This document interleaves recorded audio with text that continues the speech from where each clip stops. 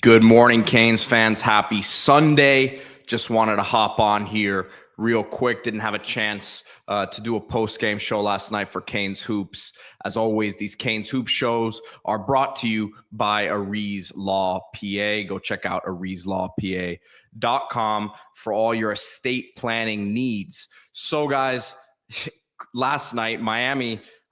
appreciate everyone who's hopping on here again. Peter Aries with CanesInSight, do these post-game shows after pretty much every game. Wasn't around last night to talk about this one. The Canes on the West Coast lost a tough one against Cal on the road, and Canes Cats Heat 305 saying the one game they want to show some life. And there's some weird things I would like to talk about just surrounding this game and just decisions that were made, obviously, for certain guys not to play. So Lynn Kidd, Miami starting center for most of the season, who, listen, I think he's pretty much given what you could have expected Miami to get from him this year.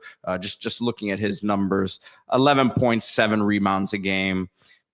A guy who has gotten a lot better throughout his career in his sixth year now at the collegiate level, has played at Clemson, Virginia Tech, had 14 points and like 6 boards a game last year at Virginia Tech. But he's giving you about what you'd expect. But he did not play because of a coach's decision.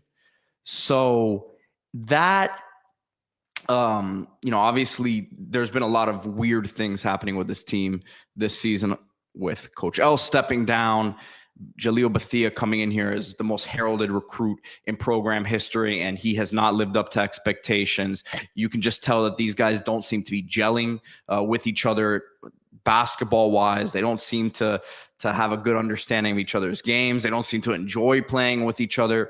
So it was a coach's decision for him not to play, and he ends up not playing. Miami has a good performance. I'm not saying it was because he wasn't in there, but no, that was weird. And then to me, the even more weird situation is Matthew Cleveland not starting that game last night, right? So Cleveland, who's been without a doubt Miami's best player this year and had a really slow start to the season. I think last year was a disappointment for a lot of people. He had some good moments, but consistently you just didn't see the effort on both sides of the floor from him. I got to give him credit, man. For as bad as the team is playing as a whole, these last 6-7 games, it feels like he's taken his game to a whole nother level. 30 points from him, 8 rebounds in 37 minutes. So again, Miami lost this game in overtime. They really battled here as they were down by double digits in that second half, or in that first half, end up being down 8 at halftime. And then, of course, at the end of the game, Matthew Cleveland hits a nice 3 to tie the game up. But to me, I just don't understand. It had to have maybe been a coach. Maybe there was something off the court that we don't know about. But for him not to start this game was crazy to me, right? So, look, was it a disciplinary thing? I don't know. Lynn Kidd wasn't on the bench. Nigel Pack has not been playing. He's been dealing with his foot issue. His foot's been in a boot, but he didn't travel with the team. So I don't know. I think there's more that meets the eye here, more than meets the eye, because for Kidd to have not played because of a coach decision, but not to have been on the bench, and then you don't start Matthew Cleveland, who's been your best player. To me, there's disciplinary stuff involved here, not to speculate too hard, but it doesn't make any sense to me. So whatever happened, it got Miami closest to a win that they've been in the ACC this year, pretty much, as they took this game to overtime. Now 0-9 in conference play. And just looking down the line here. So this is 1, 2, 3, 4, 5, 6, 7, 8, 9 losses in a row, starting with the Mount St. Mary's lost 11, 12, 13, 14, 15, 16. You lost 16 out of your last 17 games here.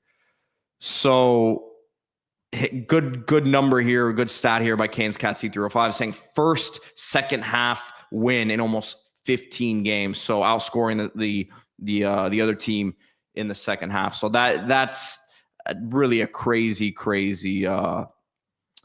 Yalaha Kane says, keep the young guy, get the coach, build him up, and hopefully we are building for an office. I mean, I don't know who the young guy is that we want to keep right now. I don't know if you're talking about the coaches or the players. I mean, the issue with this team right now, Yalaha Kane, is you're going to lose all these guys that you brought in as transfers, whether because they don't have any more eligibility or they're just going to go somewhere else. Austin Swartz would like to keep him around. I think he's a nice piece. Jaleel Bethia, 0 to -% chance I think he stays here, unfortunately, unless there's a coach that comes in with some sort of really deep tie to him. I don't see any chance he stays here. Staten McRae has another year of eligibility. He could be a decent role piece, but I don't see him. I mean, who is going to stick around at this point? I don't see it right now.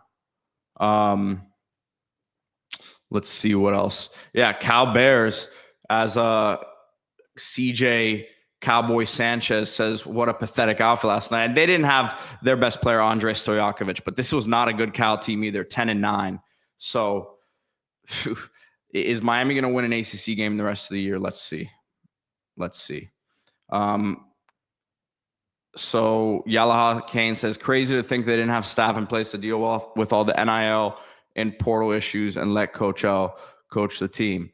I mean, look, there is a staffer that they recruited. The thing is, they just brought in the best recruiting class in school history. So, like, it would make sense if they weren't recruiting at a high level. I would agree with that. And look, Coach L, at the end of the day, you can say that you let the other guys, let the assistants deal with the NIL stuff, but it's the head coach is always going to have to play a part in it. The Norchad thing, I think, broke him at the end of the day. Zach Lesnar asked me if I'm hearing any coaching update search, any updates. No, listen, I'm as close. I'm trying to be as close to the coaching search as I can be. Will Wade, questions about him. I heard from a non-Miami person the other day that as of right now, he's not a realistic candidate. Again, this is not from the Miami side, so take that with a grain of salt, but it's someone that I trust in the basketball world who does have former ties to Miami, so does have a bit of a pulse on what could be in play there. Let's see. Yeah, just keep going down the line. Dr. U says, cheers, y'all, on the way home from church, praying for our Canes. Listen, the basketball program needs some prayers right now for sure, without a doubt, man. It's a tough spot to be in, and I'm a guy who doesn't, I don't normally miss games. I watch every second, no matter how bad they're doing, and it's tough to watch. I have to give them credit last night again, fighting. They were down. Matthew Cleveland, I have to really give him the most credit offensively, doing a really good job for this team right now. Brandon Johnson, I think, deserves a shout out. Best game for him, I would say, as a Cane, especially from a shooting standpoint. 4 for 7 from distance, and he's someone who I know they had a lot of high hopes for coming in. And the shooting has it's been tough for him. And sometimes as a shooter, you just get into those slumps. So hopefully he can work himself out of it here. But yeah, Miami now 4-16 on the season, 0-9 in conference play. So it's been a very, very tough stretch here. Appreciate everyone who's on here with us, almost 300 live. Again, all of these basketball shows brought to you by Aries Law. Aries Law specializes in corporate law, probate, wills, and trusts. Schedule your free consultation today. Full service law firm, but again, estate planning and planning for your future and your family's future is really what Aries Law specializes in. And yes, guys, this is my dad here. You can trust his experience, as it says here on the website. His office is headed towards Brickell on Coral Way. So for anyone here locally, you can go check him out there. But he can work online, and you guys can schedule Zoom stuff and all that. So if you aren't local, can still get the job done for you. So just going into just continuing to go into some of these comments. I mean, look, Yalaha Kane is. I see what you're saying in a sense that you need to have a staff around to handle NIL, but I don't necessarily think it's like the Omir case was a certain situation, right? Should they have probably done what they could to have kept him? Yes, right. And I'm not saying that they didn't. I think there was a lot of bridges that were burned in that whole situation. I don't know how repairable they were, but it's, again, I don't know if it's necessarily all because, like, which guys left due to NIL. The one guy I'm looking at right now is the Omir thing continues to haunt because you haven't been able to replace him, and he just was such an integral part of the heart and soul of this team. But I just don't, whether he has the staff around him or not. Again, the staff around him put in place this recruiting class and a portal class that on paper looked good. It just hasn't been put together the right way in terms of, like, you're missing certain pieces and certain pieces you got just don't mesh together. You've got highly rated guys from the portal, guys who are wanted by other programs, but the sum of those parts don't equal a great whole, if you guys see what I'm saying here. But yeah, Kyrie Huey started last night. He brought, I'm just looking at the box score. It's interesting because watching the game and rewatching the highlights, he looked like he brought more to the table from a physical standpoint than what he brought on the box score. 4 points and 4 rebounds. But man, he's a big guy, brings some nice energy out there. I would be interested to see what he's a senior, but he's missed so much time. He missed so much time this year with the injury.